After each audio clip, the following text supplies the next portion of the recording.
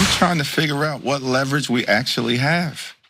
What leverage do we have? They control the House, the Senate, and the presidency. It's their government. What leverage do we have?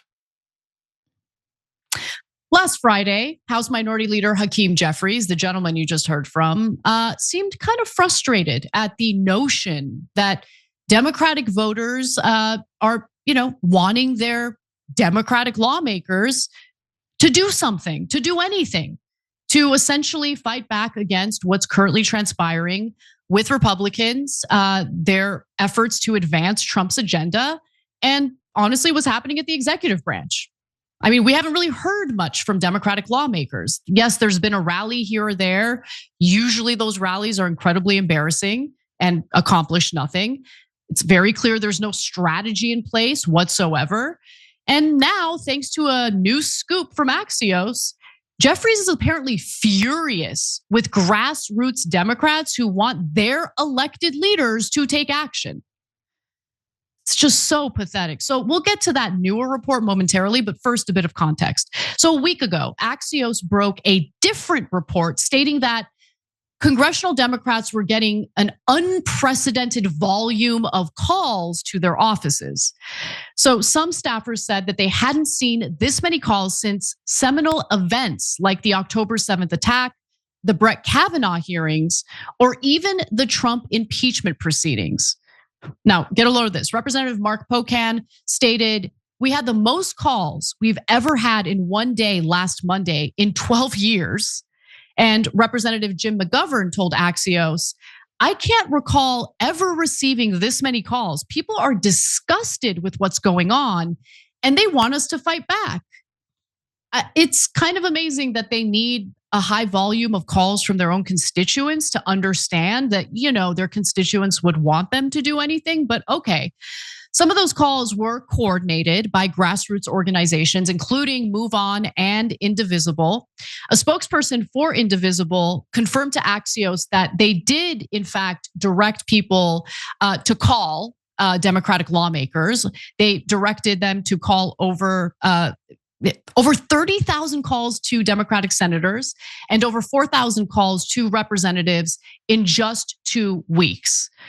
But Axios explained that congressional Democrats are not really appreciating this. They're actually pretty irritated by it.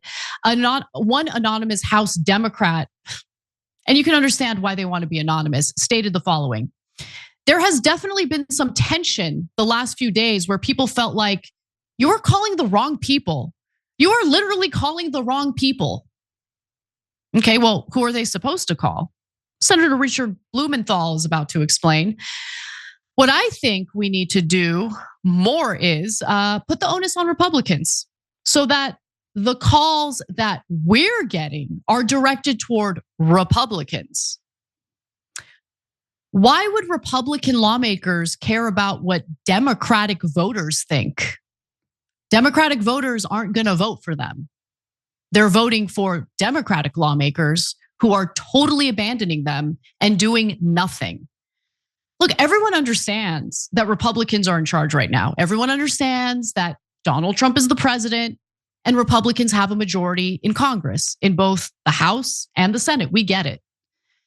But there is a clear distinction between Democrats and Republicans when the shoe is on the other foot and Republicans don't have the majority in the House or Senate.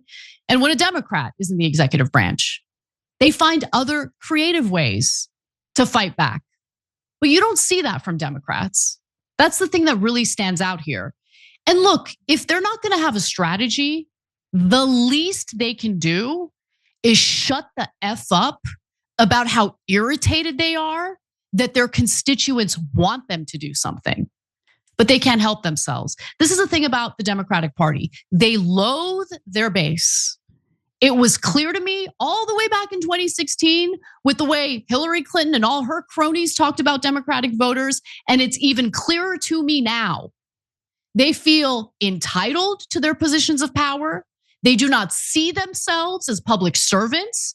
They see you, the Democratic voters, as their public servants. It is disgusting. And time again, in every election cycle, Dating back to 2016, all we get from Democrats is, do you really have a choice? You don't vote for us. Look at the other guy. Dangerous, dangerous. Okay, at some point, voters are gonna get sick of that, and they're either not gonna show up to vote, or they might actually cast a ballot for the other guy. There's more. So let's talk about the latest reporting from Axios. Recently, Axios reported on a closed door meeting that House Democrats had this week, where they were essentially engaging in this like gripe fest directed at liberal grassroots organizations. Hakeem Jeffries, of course, was part of that complaint-a-thon. An anonymous senior House Democrat said Jeffries himself is very frustrated at the groups.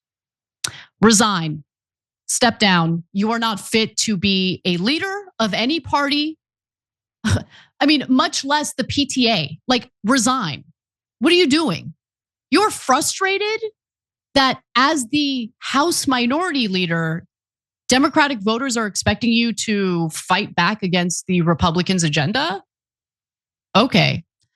A spokesperson for Jeffries, though, says that characterization was incorrect and stated that the House minority leader had actually spoken to stakeholder groups like MoveOn and Indivisible as recently as Monday. And the co-founder of Indivisible did tell Axios the following: our supporters are asking Democrats to demand specific red lines are met before they offer their vote to House Republicans on the budget when Republicans inevitably fail to pass the bill on their own. And look, there is truth to that. So right now, there is some significant infighting in the Republican House caucus, because remember, you have the far-right group, the House Freedom Caucus. I mean, they just want to like burn everything down.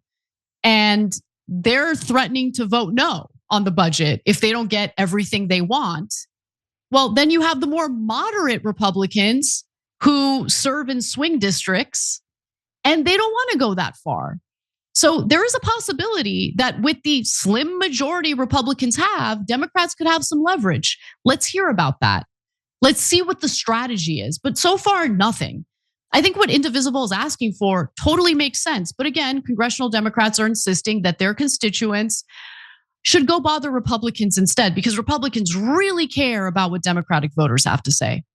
Representative Don Beyer said the following: it's been a constant theme of us saying, please call the Republicans.